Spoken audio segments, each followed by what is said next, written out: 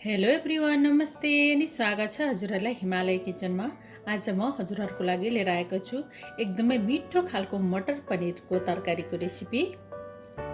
ल अब यसको लागि मैले यहाँ प्यानमा एक ठुलो चम्चा तेललाई तताउन राखिसकेको छु र तेल राम्ररी ताति पनि सकेको छ। र अब म पहिला यसमा राख्दैछु 200 ग्राम जति पनिर।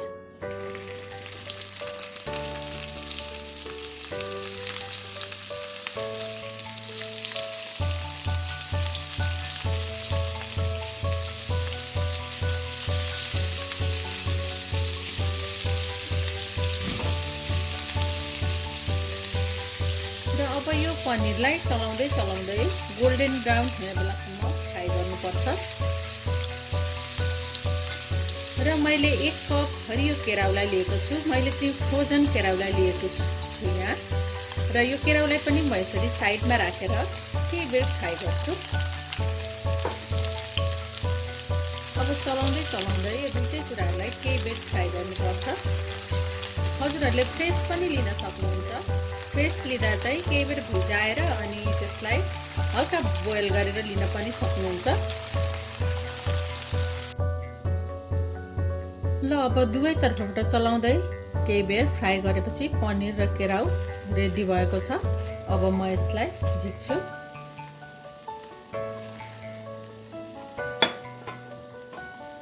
यसरी मटरलाई पनिरसँगै केही बेर फ्राई गरेर राख्दाखेरि एकदमै मिठो बन्छ मटर पनिरको तरकारी।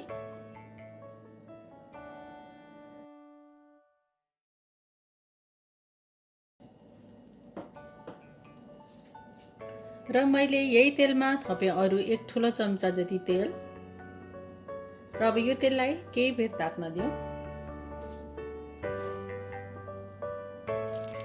अब तेल तातेपछि मैले यसमा पुरै आधा सानो चम्चा जिरा,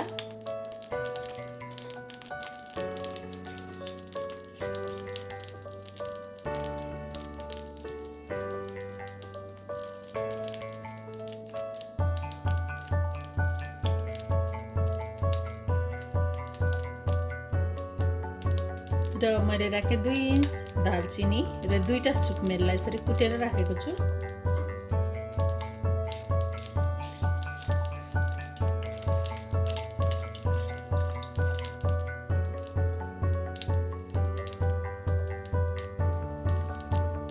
एउटा मिडियम साइजको प्याजलाई राखेँ। अब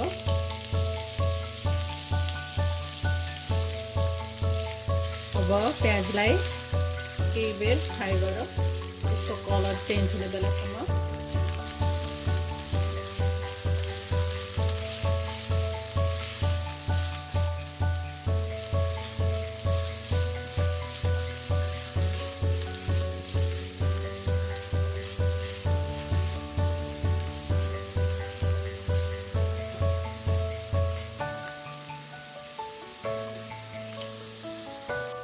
ल प्याज यतिको भएपछि मैले यसमा राखेँ आधा सानो चम्चा बेसार,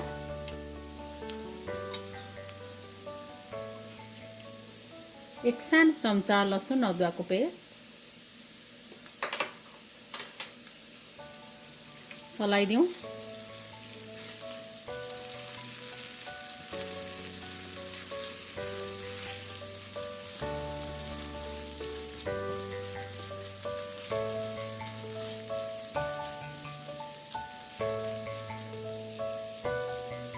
र मैले यहाँ एउटा ठुलो टमाटरलाई प्युरी बनाएर लिएको छु, त्यसलाई राखेँ।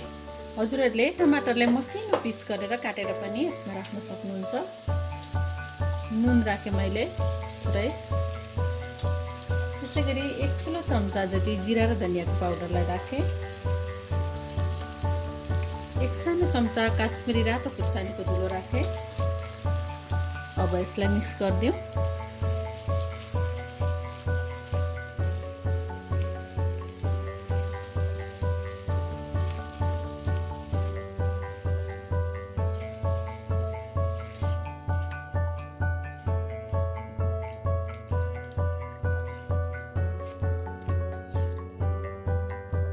अब यसलाई चलाउँदै मिडियम टु हाई हिटमा 4-5 मिनट जति मजाले पकाउनु पर्छ।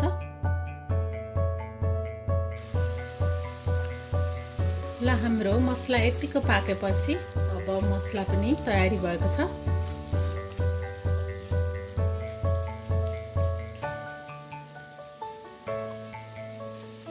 र मैले अब यति बेला भएपछि राखेँ अघि फ्राई गरेको केराउ, नुन राखेँ मैले थोरै केराउ राखेर।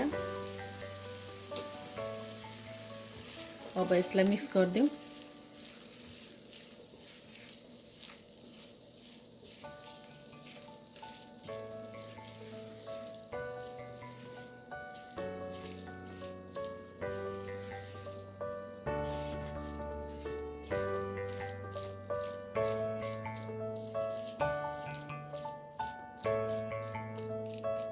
केराउ हामीले अघि फ्राई गरेकोले गर्दा अब धेरै पकाइरहनु पर्दैन।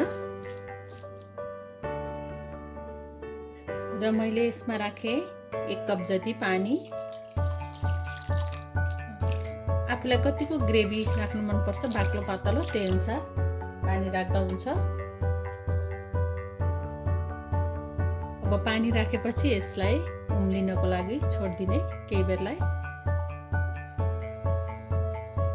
र पानी उम्लिन थालेपछि मैले यसमा राखेँ अघि फ्राई गरेको पनिर।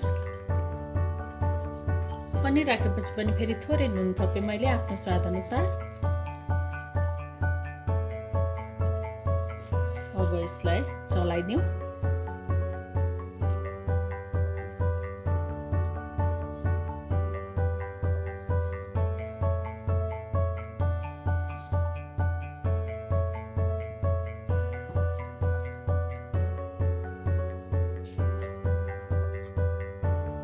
र मैले यसमा राखेँ अब 1 सानो चम्चा जति बटर। यसरी बटर राख्दा मटर पनिर एकदमै मिठो हुन्छ, यसमा मिठो किसिमको टेस्ट आउँछ। अब यसमा म राख्दैछु 1/4 चम्चा कसुरी मेथी। कसुरी मेथीले मटर पनिरको अझै स्वाद बढाउँछ। अब एकचोटि चलाइदिउँ।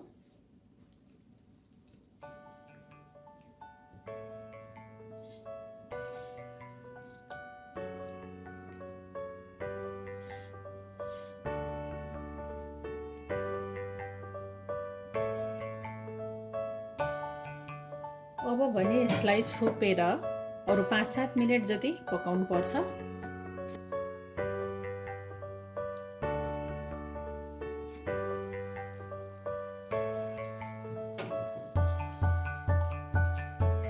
ल अब भने हाम्रो मटर पनिर पाकेर रेडी भएको छ। अब यसमा मैले राखेँ 1/4 चम्चा गरम मसला पाउडर। हजुरहरुलाई अलिकति धेरै राखेको मन पर्छ भने अलिकति धेरै राख्नु होला, आधा सानो चम्चा जति राख्न सक्नुहुन्छ। र यसो मैले राखेँ 1 सानो चम्चा कागतीको रस। यसरी कागतीको रस राख्दा पछिबाट एकदमै मिठो बन्छ हाम्रो मटर पनिरको तरकारी।